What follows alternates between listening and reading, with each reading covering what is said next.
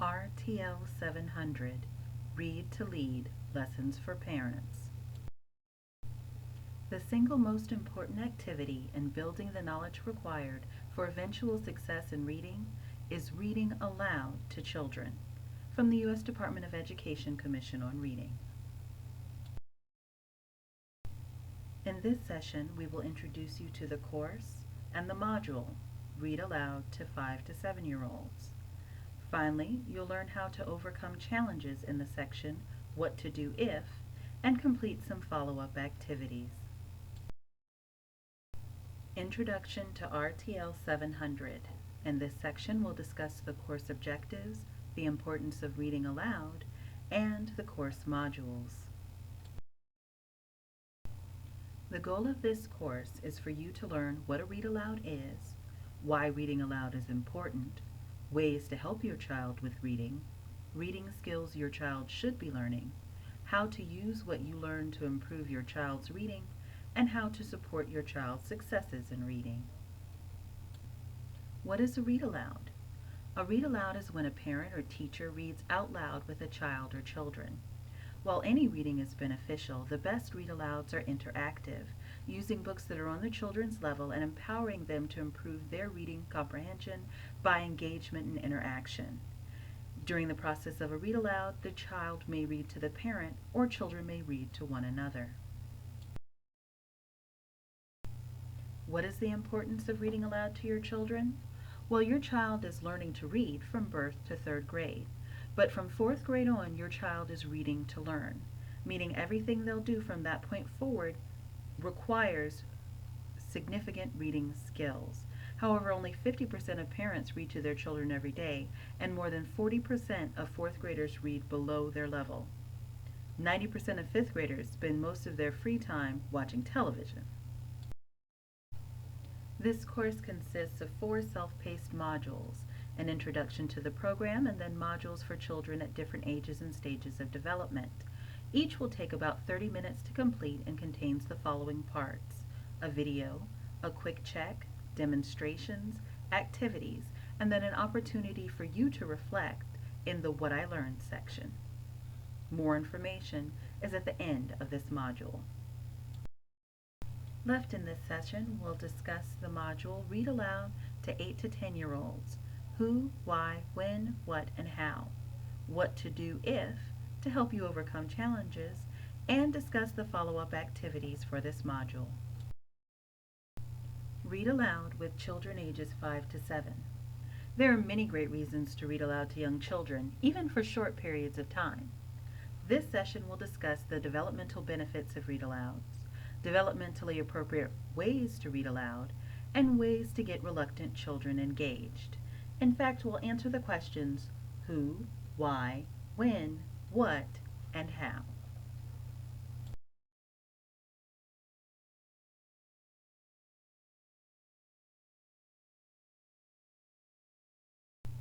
Reading aloud. Who?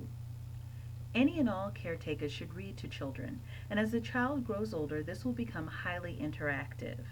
The people who should join in include grandparents, parents, aunts, uncles, siblings, and guardians.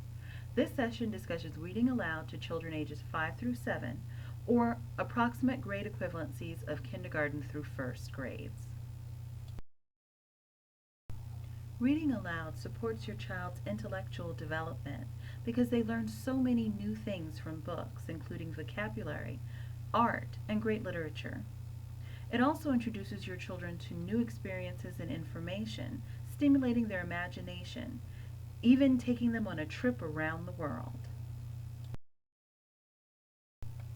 Not only that, but your child also gains skills necessary for future learning, such as listening, observation skills, problem solving, and even learning how to ask good questions and find their answers in good books.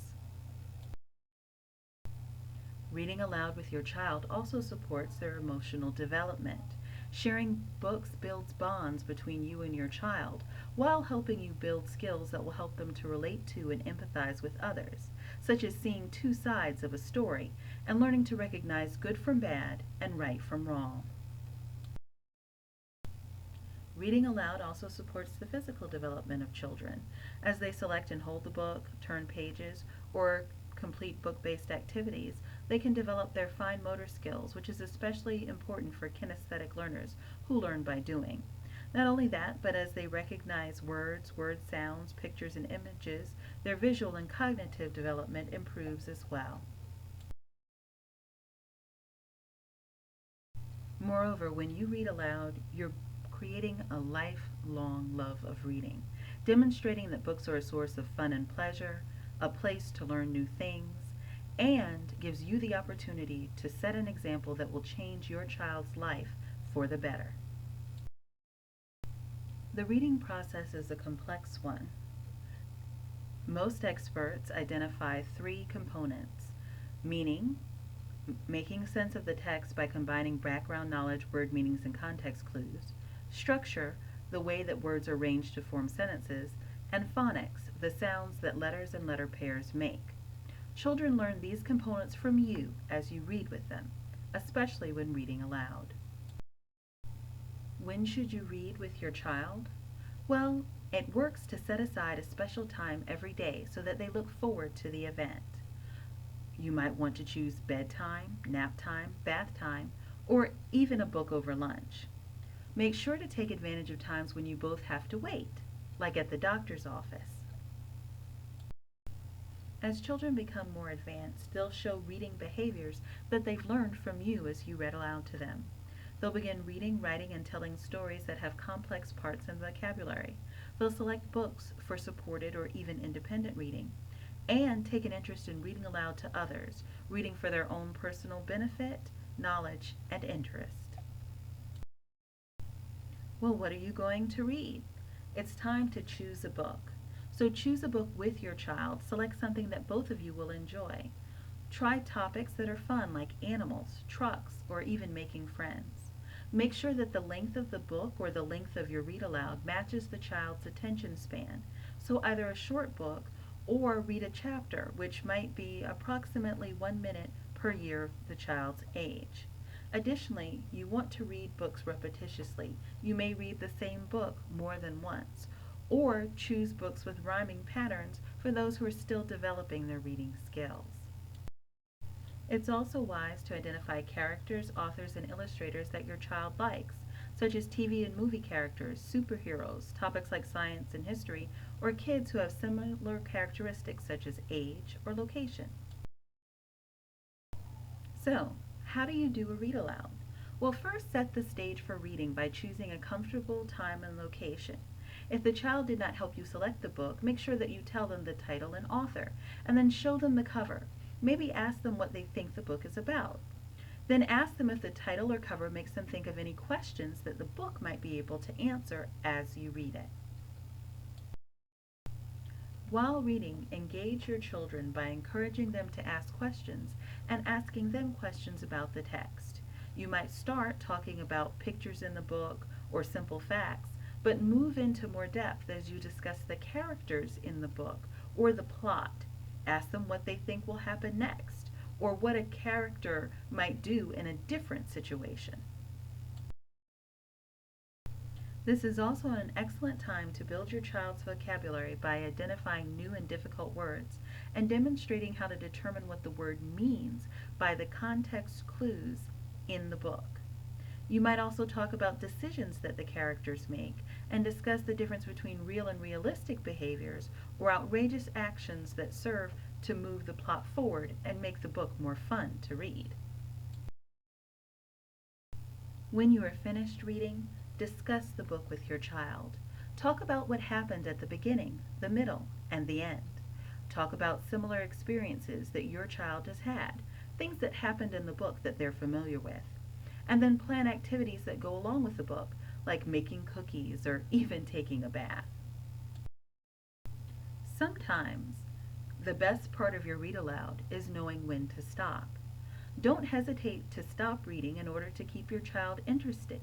Leave them asking for more so that they'll go a little bit longer next time. And stop if your child becomes restless or fussy.